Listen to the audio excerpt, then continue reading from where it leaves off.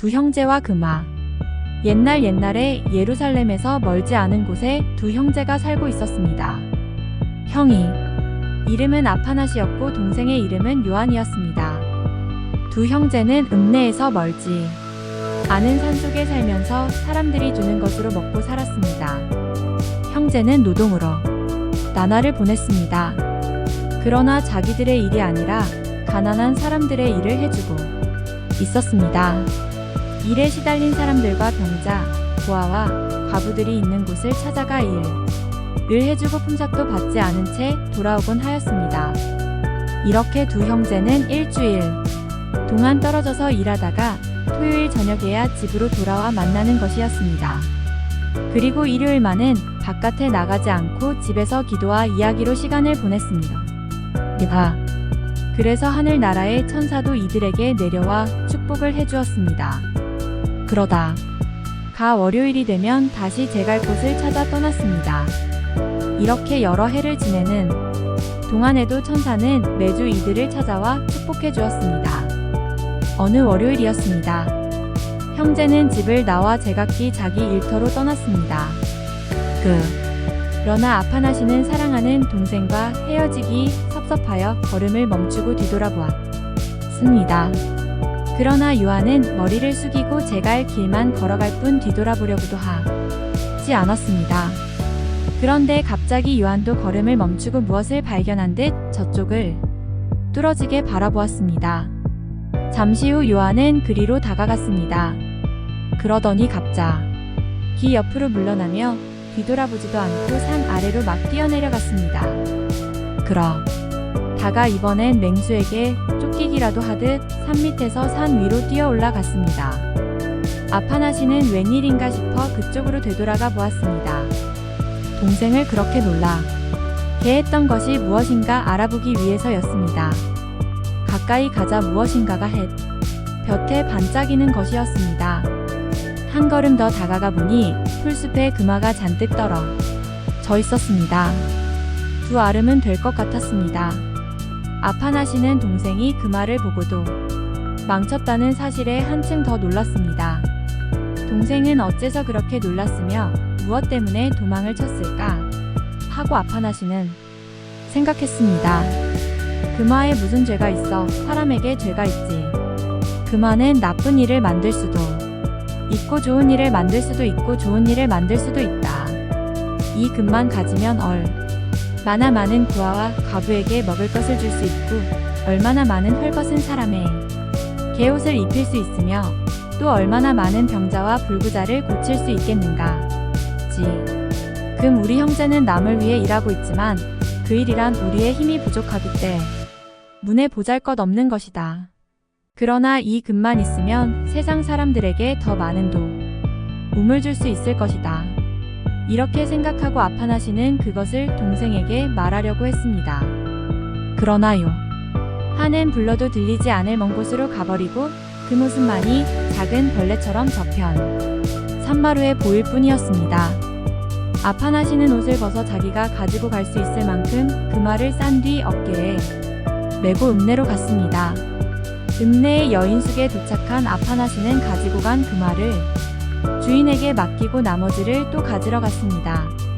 금화를 다 옮기자 이번엔 장사꾼을 찾아가서 읍내의 땅을 샀습니다. 그런 다음 돌과 나무를 사들이고 일꾼을 얻어집 세 채를 짓기 시작했습니다. 이렇게 석 달 동안을 읍내에서 지내면서 아파낫이는 집 세 채를 다 지었습니다. 다 한 채는 과부와 고아들을 위한 양육원이고 또 한 채는 병자와 불구자를 위한 병원이고 나머지는 한 채는 순례자와 가난한 사람들이 묵을 집이었습니다. 그리고 아파낫이는 믿음이 깊은 세 노인을 골라서 한 분은 양육원에, 한 분은 병원, 또 한 분은 순례자의 집을 보살피도록 했습니다. 그러고도 금화 3,000냥이 아직 아파낫이의 수중에 남아 있었습니다. 그는 그 돈을 세 노인에게 1,000냥씩 주어 가난한 사람들에게 나누어 주도록 했습니다. 세 채의 집은 사람들로 가득 찼습니다. 사람들은 아파낫이가 이룩해 놓은 일을 칭찬하기 시작했습니다. 이것을 보고 아파낫이도 기분이 좋아 시내를 떠나고 싶어 하지 않을 정도였습니다. 그러나 아파나시는 동생을 사랑하기 때문에 사람들과 작별을 했습니다. 그리고 돈 한 푼 없이 읍내로 올 때 입고 온 헌옷 그대로 자기의 집으로 돌아갔습니다. 아파나시는 자기가 살던 산 가까이 이르자 이렇게 생각했습니다. 동생이 그 말을 보고 놀라서 도망쳐 버린 것은 그릇된 생각이다. 역시 나의 행동이 옳지 않았을까? 이런 생각을 하자마자 갑자기 눈앞에 무엇이 보였습니다. 전에 형제를 축복해 주던 바로 그 천사가 길 앞에 서서 나무라는 눈초리로 아파나시를 바라보고 어떤 것입니다. 아파나시는 정신을 잃고 왜 그러십니까, 주여? 하고 말했을 뿐입니다. 천사는 입을 열고 말했습니다. 여기서 떠나라. 너는 동생과 같이 여기서 살 자격이 없다. 내 동생이 그 말을 보고 도망친 행동은 내가 금화로 이룩한 일보다 값진 것이다. 그러나 아파나시는 수많은 가난한 사람과 순례자에게 먹을 것을 주었던 일, 수많은 고아들을 돌보아 주었던 일을 천사에게 말했습니다. 그러나 천사는 말했습니다. 그건 너를 유혹하기 위해서 그 말을 갖다 놓은 마귀가 너에게 가르쳐준 말이다. 그러자 아파나시는 양심을 속일 수 없었습니다.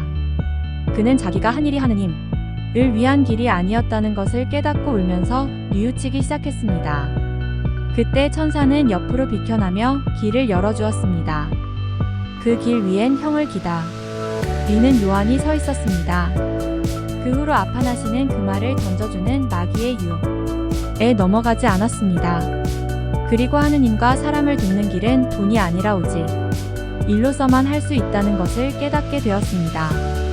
그래서 두 형제는 그전처럼 일을 하며 살아갔습니다. 두 순례자. 그랬더니 그 여자는 과연 선생님은 예언자이십니다. 그런데 우리 조상은 저 산에서 하느님께 예배드렸는데 선생님들은 예배드릴 곳이 예루살렘에 있다고 합니다. 하고 말하였다. 예수께서는 이렇게 말씀하셨다. 내 말을 믿어라. 사람들, 이 아버지께 예배를 드릴 때에 이 산이다 또는 예루살렘이다 하고 구기 장소를 가리지 않아도 될 때가 올 것이다. 너희는 무엇인지도 모르고 예배하지만은 우리는 우리가 예배드리는 분을 잘 알고 있다. 구원은 유대인에게서 오기 때문이다. 그러나 진실하게 예배하는 사람들이 영적으로 참되게 아버지께 예배를 드리길 때가 올 터인데 바로 지금이 그때이다. 아버지께서는 이렇게 예배하는 사람들을 찾고 계신다. 하느님은 영적인 분이시다. 그러므로 예배하는 사람들은 영적으로 참되게 하느님께 예배드려야 한다. 요한의 복음서 4-1924 출처 사람은 무엇으로 사는가? 톨스토이 작성자 달의 구름